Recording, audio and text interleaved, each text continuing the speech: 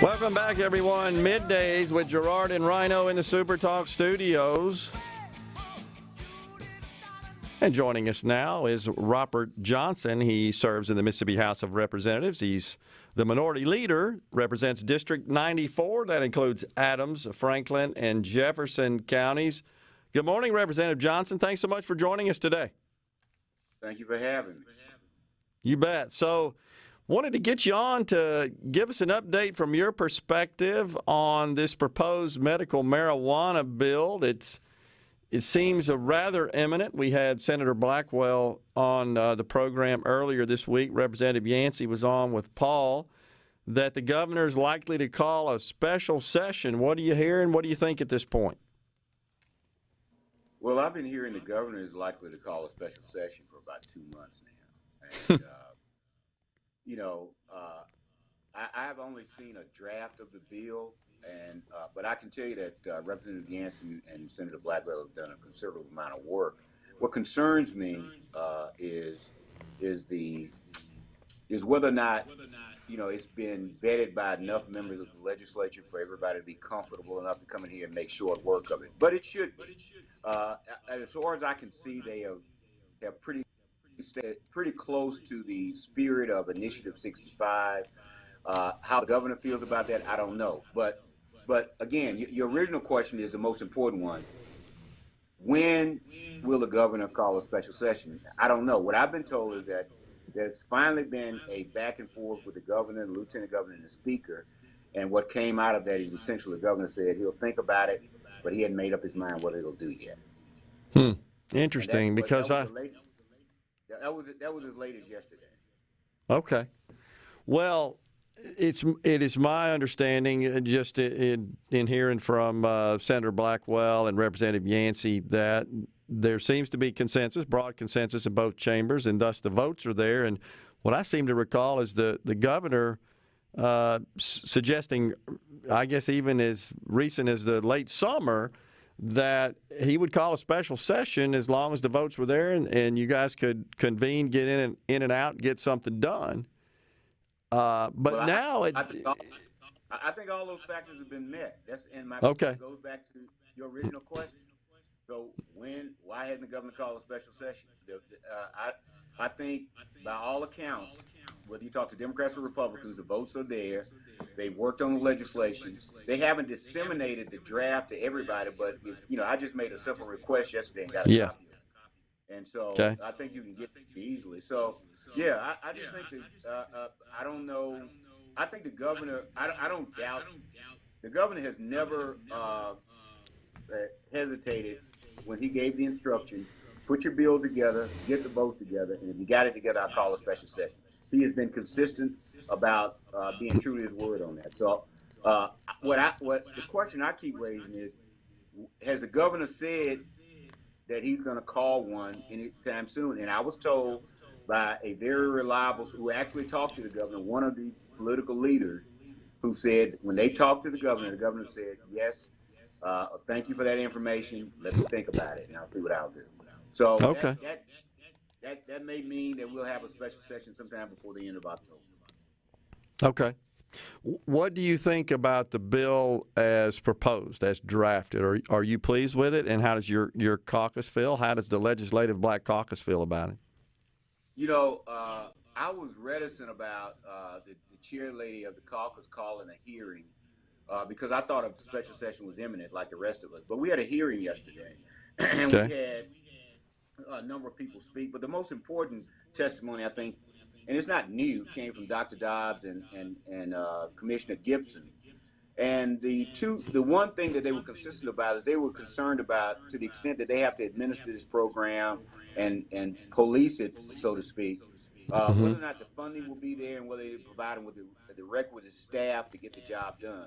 And I know there's been a lot of talk and criticism of Commissioner Gibson, and I'm not here to take up for him or not, but he made a very good point and case about you've written this bill, you've written all these requirements for his department to take care of, but the Department of Agriculture is a relatively small department, and if you're going to have him accept all these responsibilities and and sort of being the person. It looks like at least 50% of the responsibility with the Department of Agriculture. We need to be more detailed and give him time enough to put that staff together. So I was sort of I found some of his proclamations earlier to be kind of specious, but after talking to him yesterday, I can tell you that he makes a pretty good case about. It's not that he hates marijuana, whether he does or not. It's more about administration of the program, and he wants to be able to do the job and give him the resources he needs to do the job.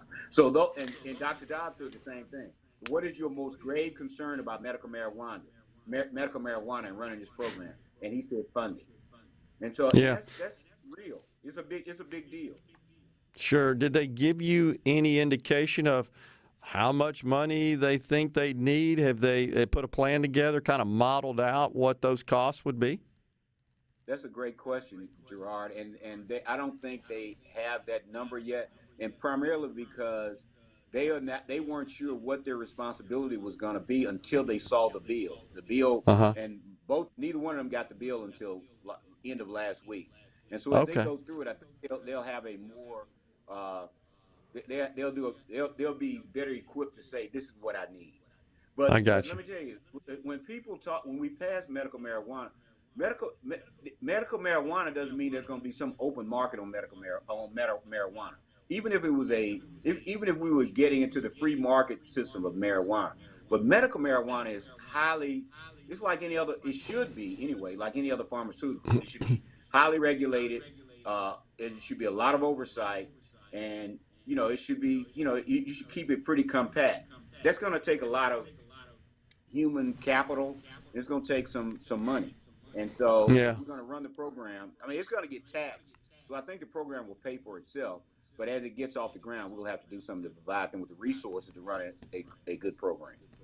Yeah, and that's the point that I was going to make, Representative Johnson, is that you've got a 7% sales tax and you've got an excise tax as well.